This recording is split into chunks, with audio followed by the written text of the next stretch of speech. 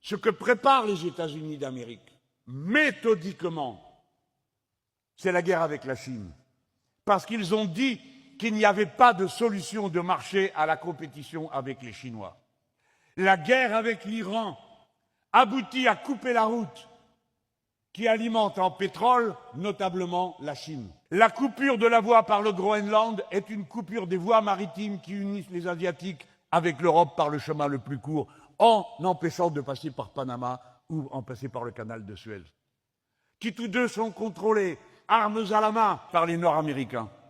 Voilà ce qui est en train de se jouer. Trump, il fait ça puisqu'on le laisse faire. C'est exactement comme Netanyahou. Ne rien dire sur le crime, l'autre il continue son crime. Vous savez, il y a une grande formule, hein. Celui qui est venu jusqu'ici, c'est pour aller plus loin. C'est pas la peine de rêver, de se dire il va s'arrêter. Non, il ne s'arrête pas tant que vous l'arrêtez pas. Trump ne s'arrêtera pas dans sa préparation de la guerre contre la Chine tant qu'on ne l'aura pas arrêté. Monsieur Netanyahou n'arrêtera pas d'appliquer un plan géopolitique dans la région qui est très clair, très net, qui a été donné dès le début, tant qu'on ne l'aura pas arrêté. Le mot d'ordre central, c'est le cessez-le-feu. Cessez-le-feu immédiat. Il faut arrêter tout de suite la tuerie. On n'est pas dans un jeu vidéo. Il y a des milliers de gens qui sont en train de mourir, qui vivent sous les bombes, qui sont ensuite enfouis sous les immeubles qui ont été frappés. C'est une guerre vraie, réelle, avec des gens qui meurent. Et des gens à qui on ne doit pas demander un par un, avec qui ils sont d'accord ou pas d'accord. Premier temps, nous sommes contre la guerre. Est-ce que tout le monde comprend? On explique aux uns et aux autres pourquoi on est contre la guerre.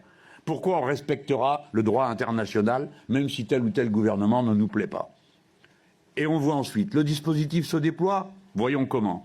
Quand le dispositif entre en action, on juge sur des actes, pas sur des procès d'intention.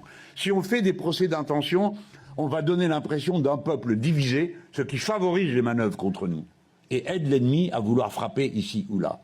Voilà comment nous allons avancer sur la ligne, parce que nous avons les objectifs que nous proposons aux Français, dont l'objectif central est à bas la guerre.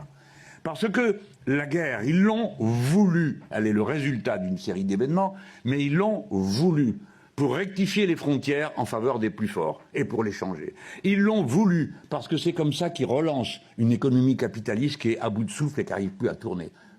La guerre n'est pas une conséquence imprévue. Ils la voulaient.